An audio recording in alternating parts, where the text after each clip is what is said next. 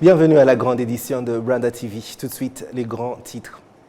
Les habitants du district de Burera sont appelés à éviter de se sentir appartenir à des groupes basés sur leur lieu de naissance ou d'origine. L'accusation à la cour d'assises de Paris a requis hier 30 ans de réclusion contre le Rwandais Eugène Rwamucyo, poursuivi pour crime de génocide perpétré contre les Tutsis au Rwanda en 1994. Et des opérateurs économiques du secteur privé invitent leurs homologues rwandais à profiter des opportunités de la zone de libre-échange continentale africaine.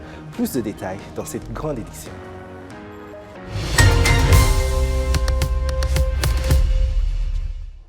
Encore une fois, bienvenue, chers téléspectateurs de la télévision rwandaise. Je suis David Carmel Ingabire. C'est une joie de vous retrouver. Je vous le disais tout à l'heure, les habitants du district de Burera ont été appelés à éviter de se sentir appartenir à des groupes basés sur leur lieu de naissance ou d'origine. C'est l'une des 8 résolutions que les participants à la réunion du Forum sur l'unité et la résilience des habitants de cette région ont prises. Ces résolutions visent à, en effet, analyser les obstacles qui entravent le programme de l'unité et de la résilience. Kassim Youssouf nous fait le point. Lors de ces discussions, il a été fait remarquer que des propos pouvant diviser les habitants du district de Burera ont été entendus où certains se voient à travers le prisme régionaliste, se qualifiant notamment originaires de Wukamba, de Byumba ou de Kirambo.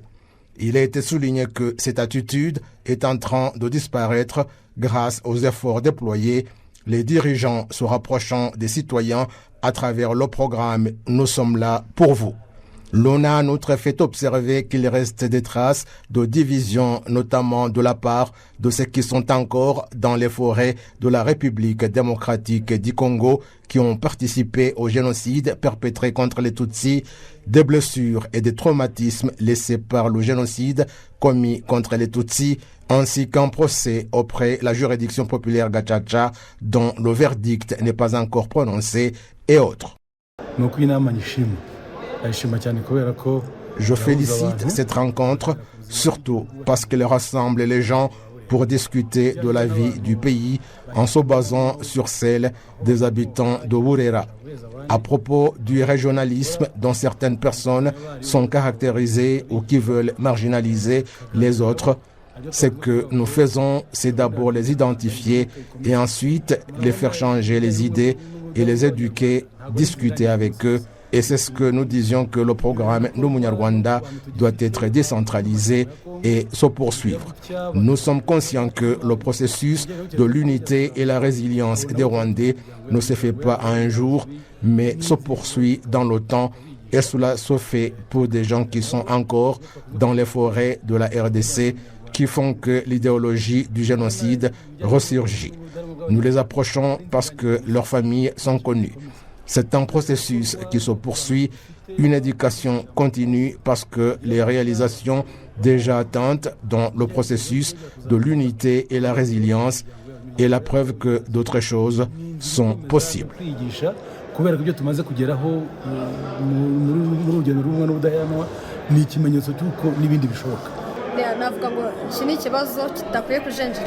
Je dirais que ce problème ne doit pas être pris à la légère.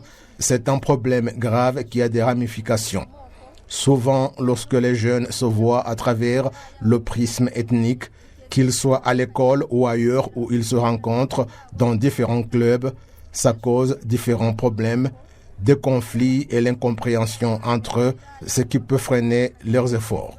C'est donc un problème à tenir sérieusement en considération et en tant que jeunes qui ont compris, nous devons éduquer les autres.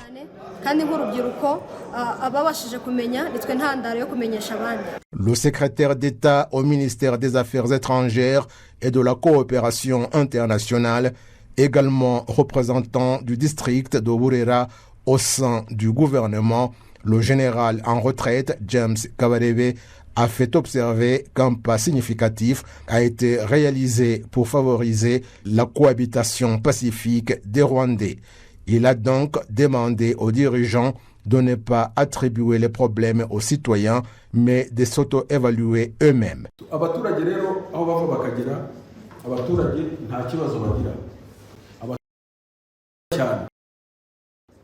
Les citoyens ne causent pas de problèmes, ils sont très gentils. C'est nous, les dirigeants, qui les induisons en erreur. On l'a beaucoup répété dans les résolutions qui ont été prises, notamment que nous devons servir de modèle aux citoyens. Ici, c'est une plateforme où nous faisons des réflexions, mais notre vrai bureau se trouve au sein de la population pour que nous puissions nous informer sur son quotidien et son avenir. Lorsque le citoyen est guidé et qu'on l'accompagne, il ne trahit pas parce que c'est aussi pour son intérêt.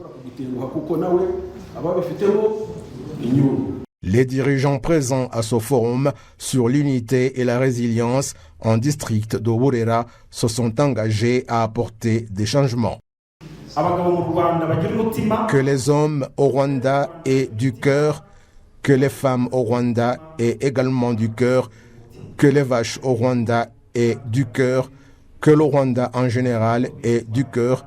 Et permettez-moi de vous dire que nous tous ayons du cœur dans tout ce que nous réalisons dans la cohabitation avec les autres, que cela nous soit un emblème, surtout pour les dirigeants. Parmi les 8 résolutions prises pour promouvoir l'unité et la résilience des habitants du district de Burera figure la promotion de l'organisation de travail efficace offrant des services de qualité pour éviter tout ce qui pourrait être la cause de discrimination, l'encouragement des jeunes à être vigilants face aux informations qu'ils reçoivent et la résolution selon laquelle ce forum de l'unité et la résilience qui se réunissait une fois par an soit tenu 2 fois par an et qu'il soit renforcé jusqu'au niveau du village. Je vous le disais tout à l'heure, l'accusation à la Cour d'assises de Paris a requis hier 30 ans de réclusion contre le Rwandais Eugène Rwamucyo, poursuivi pour génocide perpétré contre les Tutsis au Rwanda en 1994. Ce vendredi sera le tour de sa défense de faire ses plaidoiries. Jean Damascène Manichimier nous fait le point. Après les plaidoiries des avocats des parties civiles, l'accusation pendant près de 7 heures est revenue sur les enjeux du dossier et rappelle au juré la lourde tâche qui est la leur. Maître Perron a rappelé que le mensonge est la grammaire des perpétrateurs, en soulignant que les secrets des extrémistes exilés présentent des similitudes frappantes avec les mafias. Il ne faut pas exclure des pressions sur les témoins venant de ce côté-là, a-t-il ajouté. Le ministère public est revenu sur les 3 principaux arguments de la défense, qui sont la manipulation des témoins, l'accusation d'un procès politique et l'instrumentalisation de la justice française à des fins politiques et diplomatiques. Maître Perron dépeint Eugène Rwamucyo comme un précurseur du génocide, qui occupait une position transversale lui permettant de participer au processus de noyautage de l'administration par les extrémistes. L'implication de Rwamucyo dans la politique génocidaire est aussi bien théorique que matérielle. Théorique d'abord, car il a rédigé de nombreux rapports qui sont complètement déconnectés de la réalité, a précisé Maître Perron. Le volet pratique est constitué par l'enfouissement des cadavres, un dispositif en 3 temps, mobilisant successivement la population civile, les prisonniers réquisitionnés de Rwanda et en fait le Caterpillar. Le ministère public a indiqué que l'enfouissement des corps n'est en rien une initiative individuelle de l'accusé pour des motifs sanitaires, de décence ou humanistes, mais plutôt délibérément organisé du haut de l'État pour cacher les corps et finir le travail de la machine génocidaire. Et à Maître Perron d'ajouter, aucune assistance n'est apportée aux survivants qui sont achevés, notamment en étant jetés dans les fosses, a précisé Maître Pétré. Et à elle d'ajouter, dans le cadre de l'enfouissement, M. Rwamucyo présente tous les atouts d'une figure d'autorité. Habillé en blouse blanche et amenant avec lui son fusil, il est une caution morale des tueries, de l'enfouissement et de l'indignité qui s'y rattache. Le ministère public soutient que Rwamucyo a commis ou a fait commettre le génocide en acceptant et en encourageant par sa seule présence au bord des fosses du fait de son autorité, l'enfouissement des cadavres des survivants. Pour l'avocat général, il ne fait aucun doute que Rwamucyo était animé d'une intention génocidaire, la volonté de détruire le groupe ethnique Tutsi. L'accusé n'a sans doute pas de sang sur les mains, mais on peut tuer avec les mots, a précisé Maître Perron. Rwamucyo est un intellectuel d'action qui n'a pas hésité à se rendre au bord des fosses. Il a mis son intelligence au service de la politique génocidaire. Il est aujourd'hui retraité et pensionné alors que ses victimes reposent sans sépulture au Rwanda, a conclu Maître Perron. Après les plaidoiries de la défense ce mardi, suivra mercredi la parole à l'accusé et la délibération de la Cour, à l'issue de laquelle on saura le verdict rendu, probablement tard dans la soirée. Merci Jean Damascène. Les opérateurs privés ouverts au marché panafricain invitent leurs homologues rwandais à profiter des opportunités de la zone de libre-échange continentale africaine à laquelle le Rwanda s'est ouvert dès le début. C'est en tout cas le point de vue de Mme Gloria Kamanzi-Uwizera, présidente du réseau africain des femmes entrepreneurs. Suivez-la. La ZLECAf nous ouvre des portes à pouvoir faire des échanges commerciaux avec les pays africains et aussi je dois dire que les autorités rwandaises ont beaucoup investi à ce que nous puissions avoir des facilités à envoyer nos marchandises vers les pays africains et aussi c'est une occasion pour nous aussi d'apprendre des autres pays parce que nous avons certains produits, il y a d'autres produits que nous n'avions pas, que nous pouvions avoir des autres pays et voir comment collaborer avec d'autres pays. Il y a un bon nombre de choses qui ont été mises en place. L'Office de recettes délivre le certificat d'origine sous la ZLECAf qui permettra à ce que d'autres pays en recevant nos produits, le taux de taxation soit réduit. Et autre chose, il y a notre compagnie aérienne qui a mis en place un tarif aussi réduit. Ça, c'est aussi un autre avantage qu'on devrait vraiment en profiter. Et c'est à nous de faire des recherches d'informations parce que le plus grand problème que nous avons, c'est l'accès à l'information. Comment accéder à tel marché? Les marchés sont très différents. Alors, travaillons ensemble en tant que le secteur privé rwandais, rassemblons les informations, travaillons ensemble afin que nous puissions avoir accès à certains marchés africains. Et les opportunités de la zone de libre-échange continentale africaine, c'est aussi le point de vue de Mme Séraphine Ekoa du Congo-Brazzaville, qui estime que l'ouverture au marché africain peut occasionner un enrichissement mutuel entre pays. On est quand même une sous-région très dynamique avec notamment la CEAC et aujourd'hui ma marque qui s'appelle Made in Africa Shop dont je suis la directrice générale, je m'appelle Séraphine Ekoa.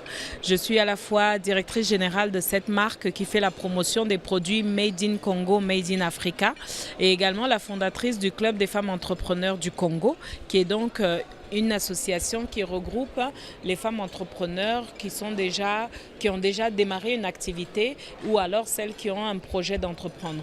On les encadre dans le cadre d'un incubateur qui permet ainsi de faciliter les échanges et les contacts entre nous. Au niveau du Congo-Brazzaville, nous avons à peu près 300 personnes qui sont dans le club des femmes entrepreneurs et ce qui est important surtout, c'est qu'aujourd'hui nous avons des produits tels que ce que vous pouvez voir derrière moi avec beaucoup de chips, de bananes, de plantains, des gingembre que nous vendons dans plus de 50 points de vente sur le Congo-Brazzaville et que nous sommes intéressés aussi d'exporter comme beaucoup de nos entrepreneurs. Ce qui est important pour nous en participant à un salon, à une conférence comme celle de la ZLECAf, puisque c'est la 2e édition, c'est que déjà ça nous permet vraiment de nous rencontrer entre nous. Des fois on attend des opportunités alors que le marché intra-africain est une vraie opportunité pour nous de commercer entre nous. Alors les difficultés sont encore là, mais nous on voit surtout les opportunités. Quand on voit la qualité des personnes qui sont ici et le moyen que le Rwanda a donné à cette conférence, j'ai vu beaucoup de jeunes qui viennent de la Centrafrique, d'autres qui viennent du Gabon et de RDC et ailleurs. On se rend compte que ça devient une plateforme incontournable pour nous les entrepreneurs pour pouvoir se rencontrer. Donc c'est très important pour ma marque d'être là parce que c'est déjà une marque et une visibilité opportunité pour nous. Et en plus, quand même, aujourd'hui au Rwanda, où on voit aussi comment est-ce que l'entrepreneuriat est dynamique, c'est l'occasion pour nous de venir chercher des partenaires. Pourquoi pas pour nous installer aussi ici au Rwanda et pourquoi pas accompagner aussi les entrepreneurs rwandais qui veulent venir s'installer au Congo. Vous suivez la grande édition sur Rwanda TV. Les artistes rwandais vivant sur le continent européen se félicitent de la façon dont la danse traditionnelle rwandaise est appréciée à l'étranger, notamment dans les pays européens. Ben Kairanga, investi dans ce domaine, indique qu'ils ont l'objectif d'initier plus de jeunes à la culture rwandaise, étant donné que la demande est assez grande. Aujourd'hui, on est très demandé. Il y a une demande vraiment de la culture rwandaise.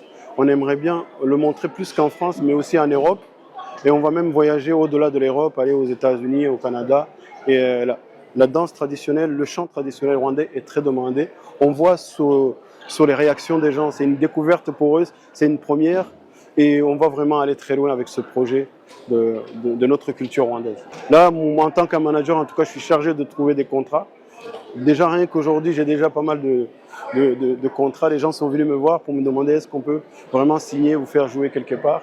Et là, je suis plutôt confiant pour l'avenir. Professionnellement, on peut vraiment vivre avec ce métier. On peut signer des contrats, on peut aller très loin. On n'a pas besoin de rajouter d'autres affaires ou d'autres business. La danse, le chant, et ça peut faire vivre des personnes vraiment. C'est votre rendez-vous quotidien avec l'information sur Rwanda TV, la grande édition. En ce mois d'octobre, il est mis en lumière le cancer du sein, une maladie qui touche des millions de femmes à travers le monde. À cette occasion, ce jeudi à l'hôtel Radisson Blu de Kigali, en collaboration avec le Centre biomédical du Rwanda, a lancé une campagne de sensibilisation intitulée Ikunde Imenye Isuzumishe pour dire aime-toi, prends connaissance de qui tu es et fais-toi examiner. Cette initiative vise à encourager la population à se faire dépister car une détection précoce permet souvent de guérir la maladie, d'autant plus que les examens sont gratuits dans de nombreux établissements de santé publique. Selon le docteur Jean de Dieu Hategekimana, du Centre biomédical du Rwanda, un des principaux défis est le faible taux de dépistage précoce, de nombreuses personnes se présentant à l'hôpital en phase avancée de la maladie. Cette initiative vise à sensibiliser le public aux facteurs de risque, aux signes avant-coureurs et aux méthodes de dépistage disponibles, tout en encourageant les femmes à prendre soin de leur santé et à effectuer des examens réguliers. Alice Mushitsi, de l'hôtel Radisson Blu Kigali, explique ce que représente ce genre d'initiative. C'est une journée très importante en tant que femme parce que c'est une journée qui nous rappelle qu'il y a un danger et qu'on doit prévenir ce danger, non seulement pour les femmes qui sont mûres et âgées, mais maintenant cette maladie attaque même la jeunesse. Aujourd'hui, c'était le thème pour que même les jeunes soient au courant des techniques et que si tu arrives à prévenir à temps, tu peux être guéri. Pour l'institution, Radisson Blu a un programme qu'on appelle Responsible Business en anglais. Ce programme est là pour donner à la population en général, à la communauté, ce qui est nécessaire au moment donné. En ce moment, on a découvert que les nombres pour le cancer du sein sont alarmants et on a décidé de faire quelque chose à partir de cette campagne. Vous suivez la grande édition. Des Rwandais de la diaspora se réjouissent de pouvoir apporter leur pierre à l'édifice national en accompagnant certains projets qui aident la population à quitter la pauvreté. RBA s'est intéressé à l'un d'eux qui a créé une école professionnelle pour aider les jeunes. J'ai créé l'école des métiers ici en 2008 pour résoudre à ce problème. Et je voudrais inviter les gens qui sont à l'étranger, les diasporas à l'étranger, qui sont rwandais, de venir pour qu'on puisse bâtir notre Rwanda. Et si on se met en charge qu'on s'organise pour que nous puissions aider la jeunesse rwandaise, je pense qu'on pourra avoir un pays meilleur avec ces jeunes qui sont transformés, qui sont équipés et qui peuvent travailler pour eux-mêmes et probablement avoir des ressources. Parce que si nous les équipons, ils peuvent utiliser les connaissances et produire un meilleur Rwanda. Histoire et société avant de passer à l'international. Lors de la colonisation belge au Rwanda, plutôt de la colonisation belge au Rwanda, au Congo et au Burundi, des enfants métis nés de l'union d'un père belge et d'une mère africaine ont été arrachés de leur famille et sciemment isolés par l'administration coloniale dans des internats spécialisés. Ils sont des milliers à avoir été victimes de cette ségrégation durant la présence belge, illustrant une des facettes de la violence coloniale infligée dans cette région. À la veille de l'indépendance, certains ont même fait l'objet d'un exil forcé et ont été définitivement séparés de leur mère, de leur culture et de leurs racines. Ils ont été déplacés vers la Belgique et adoptés dans des familles d'accueil. On estime à ce jour environ 15 000 métis qui auraient connu ce même sort. Marie-Flore est l'une de ces milliers de métis dont le destin a drastiquement changé lorsqu'elle a été séparée de sa mère à l'âge de 3 ans et placée à l'orphelinat de Savé. Aujourd'hui, 65 ans après son départ douloureux de son pays natal, celle qui est née à Byumba en 1956 est de retour au Rwanda à la recherche de sa mère et du reste de sa famille. Elle était l'invitée de l'émission Le Miroir ce dimanche et elle a partagé son histoire et passé un message pour retrouver ses proches. Puisqu'on avait dit à mes parents adoptifs que nos mamans nous avaient abandonnés, ce qui n'était pas le cas. On leur a fait signer un papier comme quoi elles acceptaient d'envoyer les enfants en Belgique, en Europe, pour être éduqués, pour recevoir une bonne éducation, et puis ils reviendraient à la majorité, ils reviendraient au Rwanda. Et dans un deuxième temps, on leur faisait signer un papier. Quand je dis signer, c'était le pouce. Donc elles ne savaient probablement pas ce qu'elles signaient. Et le deuxième papier, c'était qu'elles acceptaient que l'enfant soit placé dans des familles pour être adopté. 65 ans ont passé avant qu'il puisse revenir au Rwanda. Et vous avez été mal informé pendant plusieurs années. Et aujourd'hui que vous connaissez votre histoire, vous avez envie de retrouver votre maman, si possible, ou d'autres liens familiaux. Et j'aimerais encore une fois rappeler les noms, le nom de votre maman et aussi de votre grand-père. Ma maman, c'est Thérèse Mukamwambutsa. Donc elle aurait 88 ans si elle vit toujours. Et mon grand-père maternel, c'est Kabango.